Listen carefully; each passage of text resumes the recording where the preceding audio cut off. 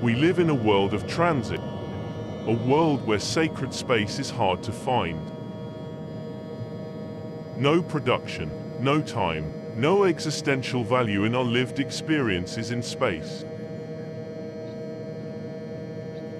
This ethnographic film is a journal, a record of my travels through Andalusia, capturing empirical observations of what may be perceived as sacred spaces in today's contemporary world.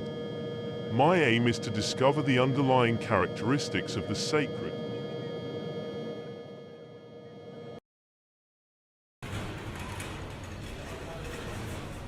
I left Manchester with only £100 in my pockets and landed in Seville preoccupied with how I should spend my meagre savings.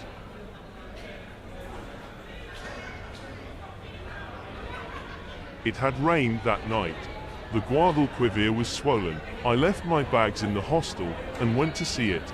At this point, the preoccupation of money had fizzled out of my mind.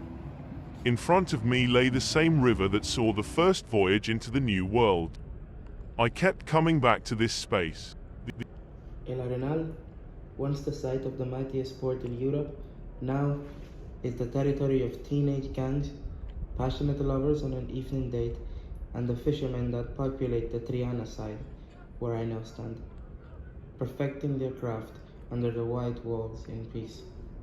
Regardless of its lost glory, I love this place all the same.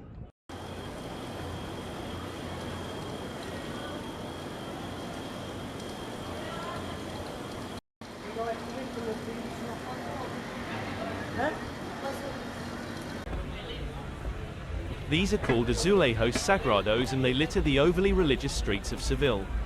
Catholic passers-by are meant to pray to them in case of an emergency, but nobody bothers to notice them anymore.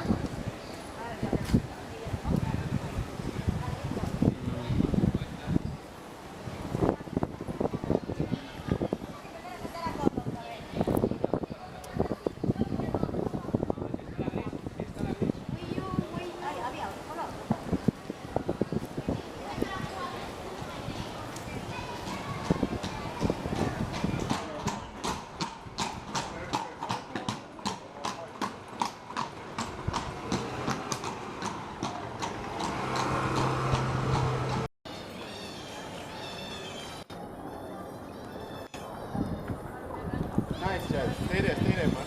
Stay there, nice. Nice, that's it. That's it. Now drop low. Fuck. Touch your toes.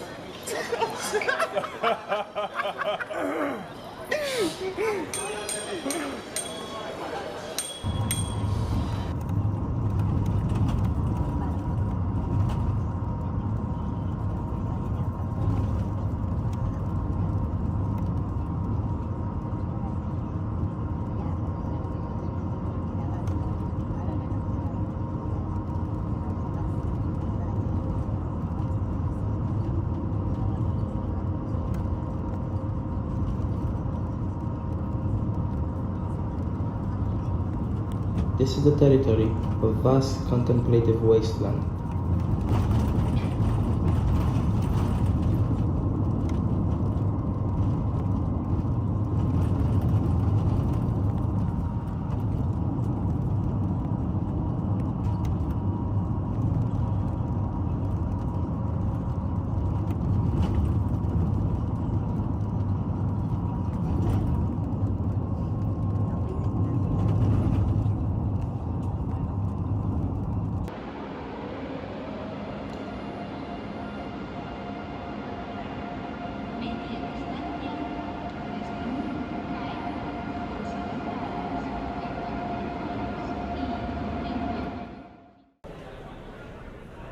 I crossed the bridge into Córdoba.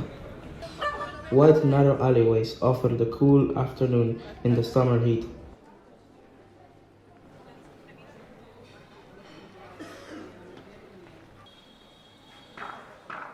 I could have went up the minaret, but I had no money.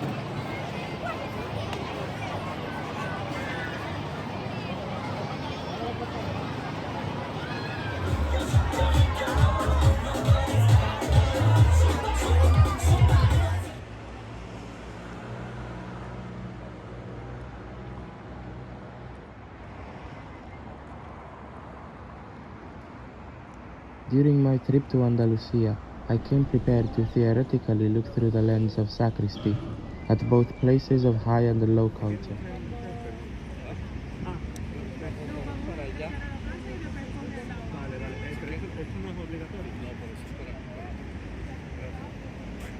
Nowadays, only remains 25 that you can see, for example, this one, the pavilion of the city of Seville, because Seville was the main city.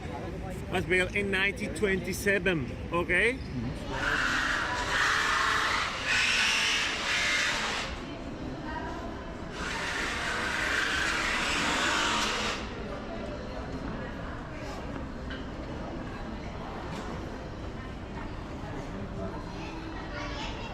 What better time to explore this phenomena during Christmas week, where the religious and traditional tapestry of Andalusia climaxed before the start of a new year.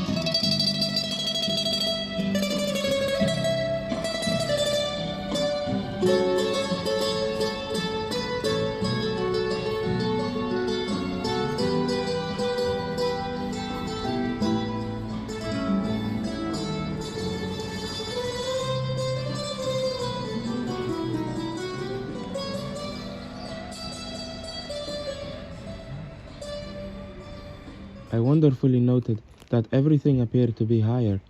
Rarely did I see the terraced roof of some house. Just infinite walls stretching upwards into the heavens. I think it's the place. Here was where I spent a whole day buying anything that piqued my interest. From an iPhone 11 inside the giant shopping mall to amulets that ward off evil spirits.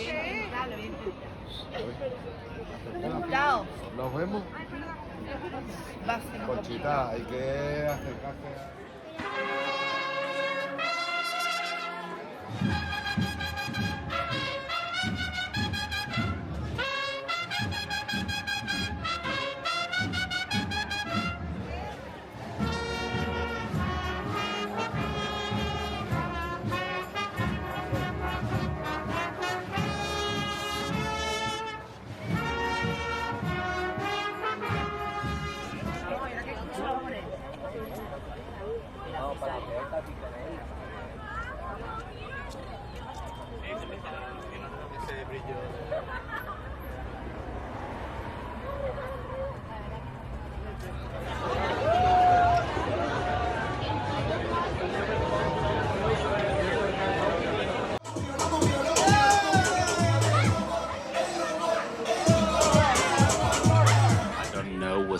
probably the common thing between them. But if I had to define for myself, I would say a sacred space is a place where you feel at ease, or you feel like home, or you feel like in peace.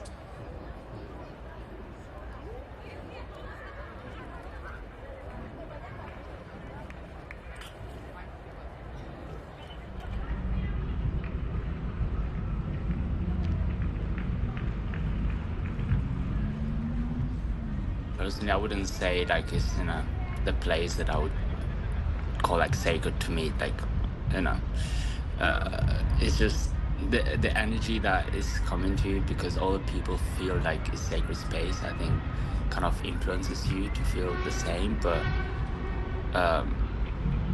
not 100% for me myself.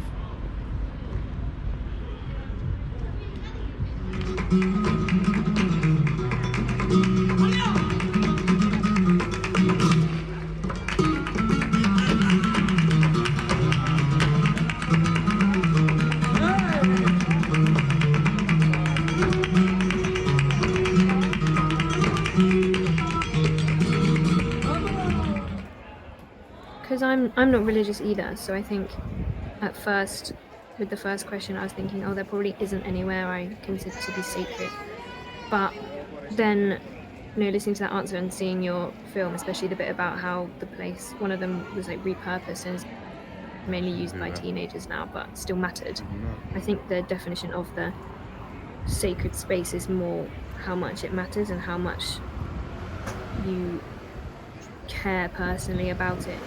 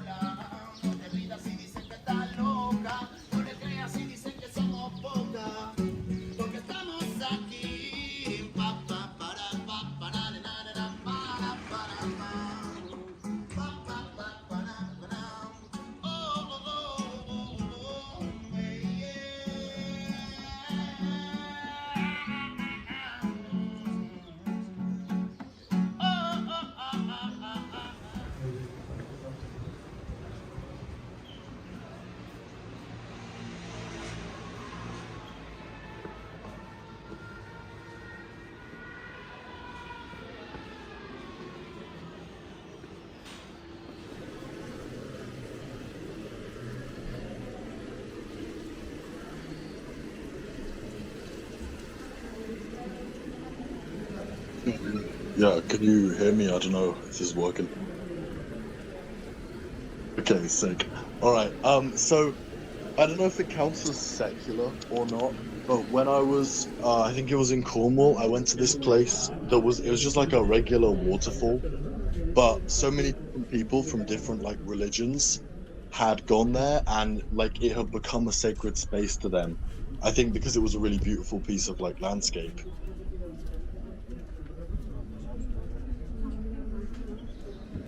Crystals and stuff, and some people have put like crosses and prayers and things like in the rocks around the waterfall.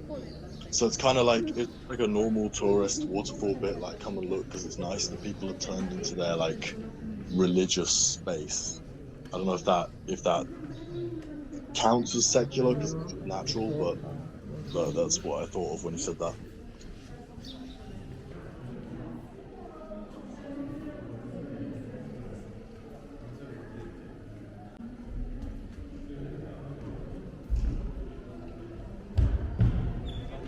So I guess any collective group of people that collectively like use a space for something, I don't know, maybe like vulnerable, would find that collectively. So I guess we spend a whole year like in our spaces of work at uni, in our unit spaces and things, and then collectively like that houses our year.